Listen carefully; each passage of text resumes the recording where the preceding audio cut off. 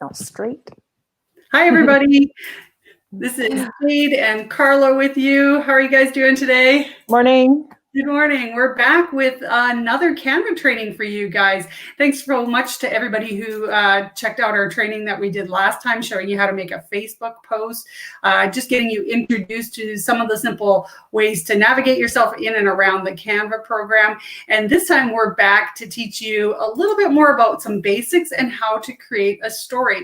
And this is a story that you can use either on Facebook, there's an option, or there's also an Instagram option. I've been having a lot of fun with this because there are a lot of great little moving words and pictures and all kinds of things. So I have to try to contain my squirrel and not spend too much time on there, but it's been a lot of fun to play around with. And Jade's here today just to help again as somebody with more Canva experience to help guide me through. I'm sure I'm going to learn a few more things again today. So thanks for joining us. Yeah, for sure. And I just disclaimer, I'm by no means an expert. I've just been playing with it a little bit longer than Carla has, but I definitely have a lot to learn still. And it's just a really fun place to play and explore. So I'm just here to provide some support. And if I have if I see anything that I know an easier way or something to add, I'll hop in. Otherwise, I'm just here to be with y'all and learn too. So thank you. And in 2 weeks, actually, we're going to try to do this every 2 weeks. That's when Jade's really going to take over the Canva training, and she's going to teach us how to do a little more advanced work with text boxes, fonts, and fading techniques. But we just want you right now to be able to get into Canva, realize that this is a program that's easy to use, get your feet wet a little bit, and just start with doing some of your creating of your own. So what I'm going to do here is I'm going to share my screen, and we're going to get going on building a story in Canva that we can use on Facebook. So I'll share my screen. There we go. So as we talked about before, you would have a Canva account, and it's a free account at canva.com. And then you would just log into your account, and you can come right to this opening page where it's going to start you off. So I'm just going to go to, oopsie, I should go home, sorry. Okay, so just to recap on what we looked at last week, there's a few different ways to find the design that you want to do. You can come up here on the left side and go to create a design. Or here you can type in what you're looking for. So I've typed in a Facebook story, or down below, you can stream through this area here and select the kind of post or poster or flyer, whatever it is that you want to create. So a few different ways to find what you're looking for. So you'll see that I did type up here Facebook story. And when I do that, it automatically drops down that option for me, really nice and simple. So I'll just click on that. Now, again, the Facebook story has to be a particular style of design. And in future training, we're going to be talking more about the templates that they have available for us and how to work in those. If you are feeling like you're at that point where you want to play around with some of these, you can go ahead and do so. But today we're going to start just creating our very own from scratch. So I'm going to click here on the blank one, and we'll get going. So over on the left-hand side, again, are where the buttons are that we're going to be selecting to change our background, to add some text, to add some of those little emojis that move, and to upload a picture into our Facebook or into our Facebook story. So I'm going to click here on the left side where it says upload. And this is where I'm going to bring in the pictures that I'm going to want to use if I'm not using one of the templates or I don't already have them in here. And just to give you a little background again on where you can find pictures. So I'm going to be using this little Snoopy one today. And how I found that was just by, and you can see me now going to another screen, Jade? Yes. Okay, just by going into Google, and I actually searched Snoopy sleeping. And it came up with a whole bunch of images. Then I click on images. And then I have a whole bunch that I can choose from. So I just clicked on this one here, and then I right-clicked on it, and I saved that image as to my computer. And once I did that, I had to remember where I had saved it, so make sure that you do that. And then I would go back into my Canva program. So I'm going to delete that. So I already have that one in here, but I'm going to show you how you can now upload that picture. So click on upload an image or video, and then find the location where that picture is located. Here he is right here. So I'm going to click on that. I'm going to hit open, and then I'm going to see that image starting to upload into my Canva image file. Perfect. We learned some tricks last week. I thought I had to drag him over into my my background, but in fact, I don't. I just have to click on him, and then he appears right in there. So that was a great tip. Thanks for that one last week. You bet. So once again, with any picture that you add into your post or poster, you have that ability to size it and move it around. So either by pulling your corners, by stretching out on the sides, by clicking on it and moving it around. Now, if you'd like to learn a little bit more about that, go back to our first lesson, and we go into a little more detail about how you can do those things. All right, so I've got my Snoopy in here, and just to keep it simple, now I'm going to select a background for him. I'm going to leave him that size. So I'm going to go over to the left-hand side again, and I'm going to click on background. And from here, you can see there's a whole bunch of different styles that you can pick or select. You can choose any one of those, and it'll automatically place it into the background for you. And it might be worth mentioning at this point too that there is another thing called Canva Pro. So there's a paid version of Canva. So some of the things in that field that Carla's on right now, it will indicate whether they're free or whether if there's a little crown and it says Pro, then it is something that you need to pay more money for. But there are plenty of free things in there to choose from. Yeah, perfect point. That's really great. Yeah, you can see as I hover over this one, it says free. And so you can play around with that. Or if you just want to keep it simple, you can go up to the color palette up here and just pick one that's already done.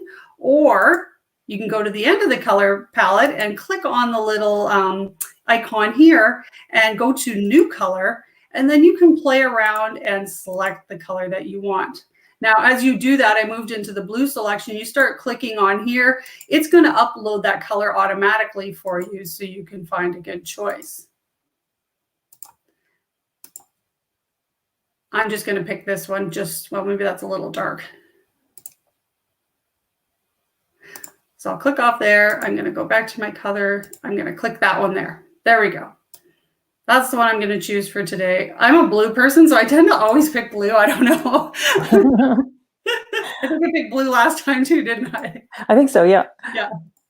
So then you'll see when you do click on that background area, it's going to show you your background color up here in the corner. And if too you wanted to change it from that point, you can click on that and it's going to bring up the color palette for you again. Or you can just hop into any of these templates and play around with that. Now, remember, if you went, oh God, I clicked on that and I wasn't supposed to, or I don't like that, just go back up to the back arrow, click that, and it'll return the color for you. All right. So now we can add in some, well, let's take you to the elements. These are kind of fun. So you can play around with them and see what's happening in there. So on the left side, click on elements. And then we can scroll down and we can go to stickers and go to see all. I'm just a kid at heart because I know those things really, I'm really excited about them. I want to see them all. You can see there's arrow stickers, there's word stickers, food stickers, and over here on the right side of that, you can see all. So let's say we're going to look for a word sticker. We're going to click on see all, and then they're all going to pop up for you. And you can either look for a particular word by searching up here if you had one that say you wanted to see yes, and hit enter, and everything that says yes will come up for you.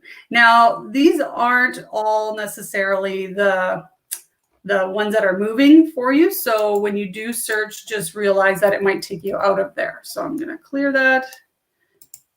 I guess I'm going to go back to elements, back to my stickers. There might be an easy way to do that. I don't know, but probably just saying yes, sticker. Oh, yes. Maybe I have to say sticker. Possibly. That's a good point. Should we try that? Sure. Might as well. Hey, no time like the present. Sticker. Aha. She's so smart. Good point. Yeah, so type in exactly what you're looking for, the type of element, and then that's going to take you right to where you want to go. Perfect. So say if we want to, we're just going to go back and we're going to peruse them all just so we can see what sort of our choices are. See all again and just scroll through. So there is a plethora of different kinds of flashing words that you can select from. Now, when I built mine, I selected, or I was thinking about what I wanted to say.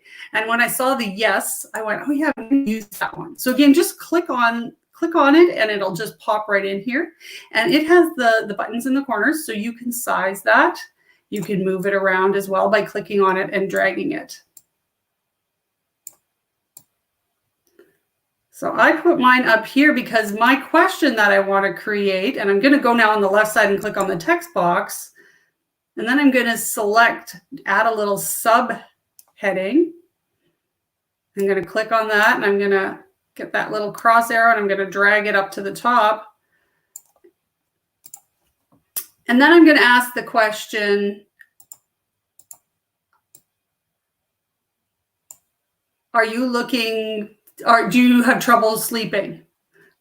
So whatever you want your question to be, or if you can use a different word, but just in this instance, I use that. So now I highlighted the add a subheading so that I can get rid of that information. And as Jade mentioned in the last class, you'll notice when you're in that text box, then the toolbar at the top will change for you. And in here, you can change the sizing of your font. You can make it small, you can make it much bigger, play around with that. And then you can also change the color. So in this one, I'm going to change it to a yellow color. You can also change the style. So maybe we want to pick something a little bit bolder. And then I can start typing in here. Do you have trouble sleeping? Now I can change this by pulling this out on either side, just to get myself a little more space. So don't be afraid. And remember, you always have that undo button to go to if you have any troubles.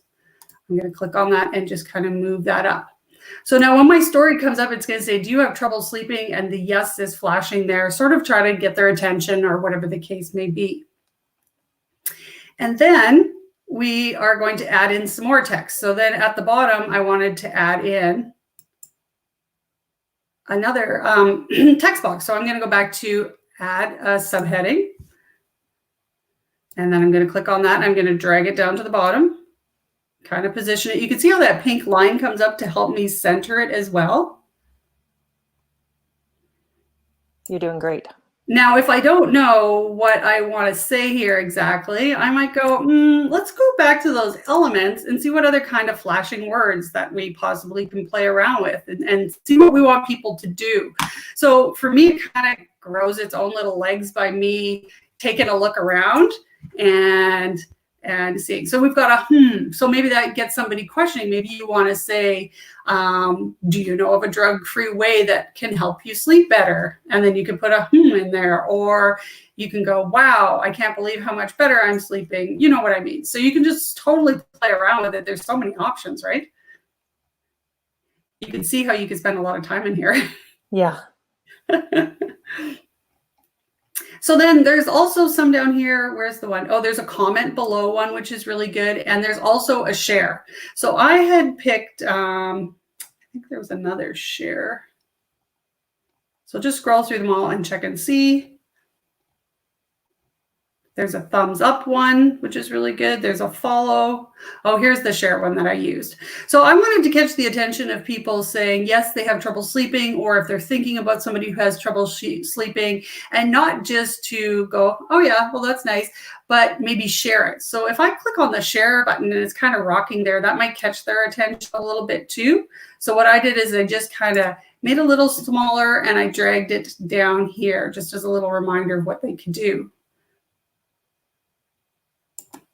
And then in here, you can type whatever that you like.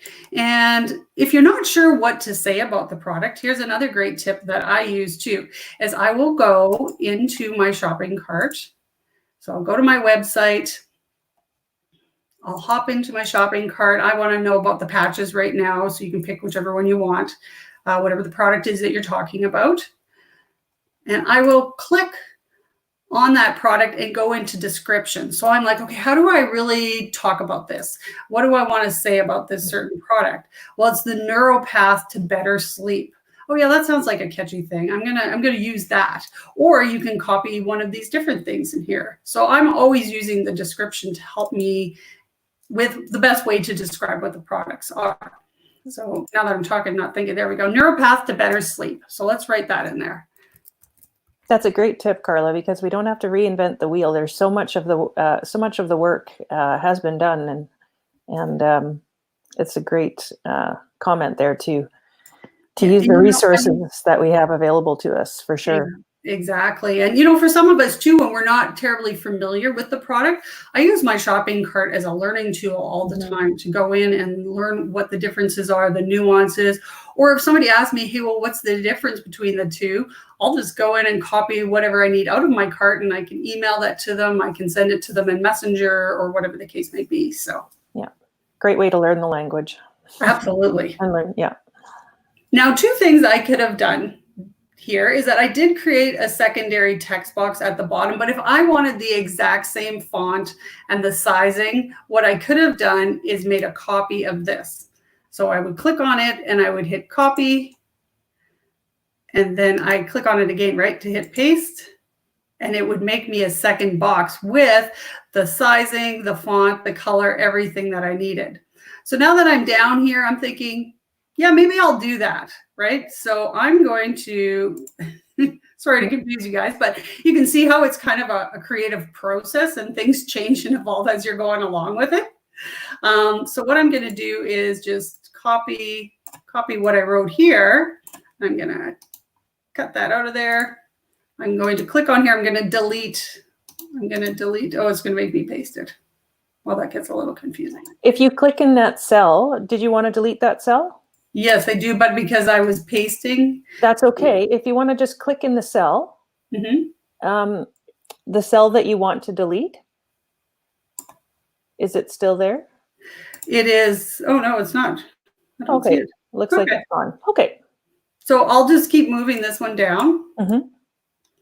Down here. And oopsie daisy, get it kind of centered. And then I'm going to click in there and highlight what I had in there, and I'm going to paste what I did before. There you go.